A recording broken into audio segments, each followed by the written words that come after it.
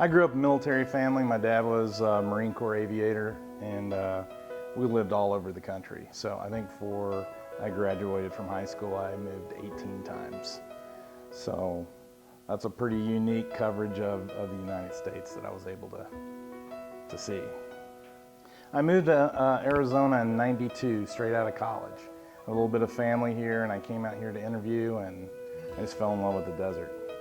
I think what's really unique about Arcadia is it's a place where so much diversity can come together.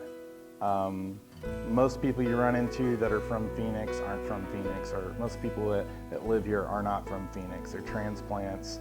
A lot of people coming from harsher climates, coming in to enjoy our sunshine. But this is such a unique place in our city fabric because it's a green belt. It was originally an orange grove, and I think because it's got that lush nature and such mature landscaping, I think people that are from elsewhere are truly attracted to it. And then by proxy, there's a ton of diversity in the architecture here.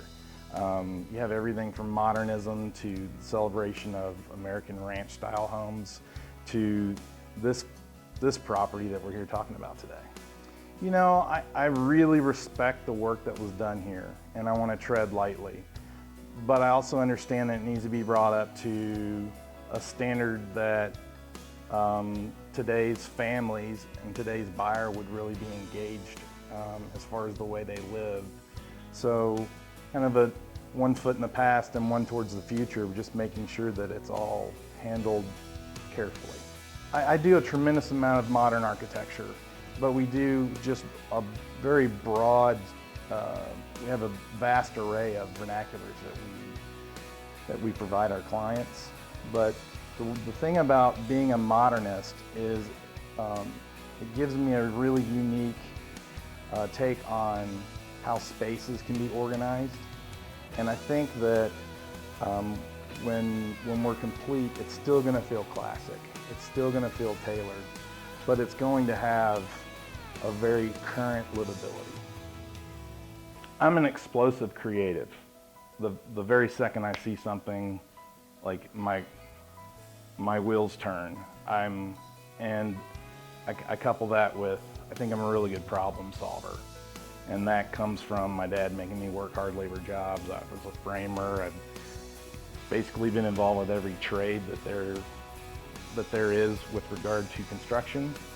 So that, with problem solving, with my creativity, I think that's what I want to celebrate. I want to celebrate a Western version of a farmhouse, and I want that to be evocative through all the architecture.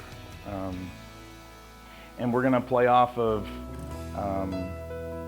very rudimentary barn forms, and then create this really unique connective tissue between everything. The material palette is going to be very simple. That's the nature of this type of construction. But what's really unique about farmhouse architecture is it's going to allow us the opportunity to do really expansive openings. There's a lot of architecture that's demands more diminutive openings, like Spanish colonial, Santa Barbara styled homes. But with a Western farmhouse, I don't think there's rules. So it's going to be interesting to see how all that conveys. And I'm really, really excited with how we can play with the openings and all the fenestrations. I think it's the last of a breed here that we have in our valley. Like, this is an extremely special place. I'm deeply honored to be a part of it.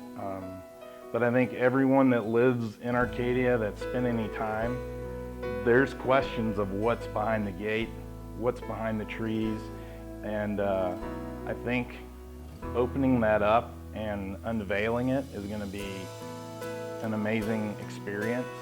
But I think just the property itself and its position and placement,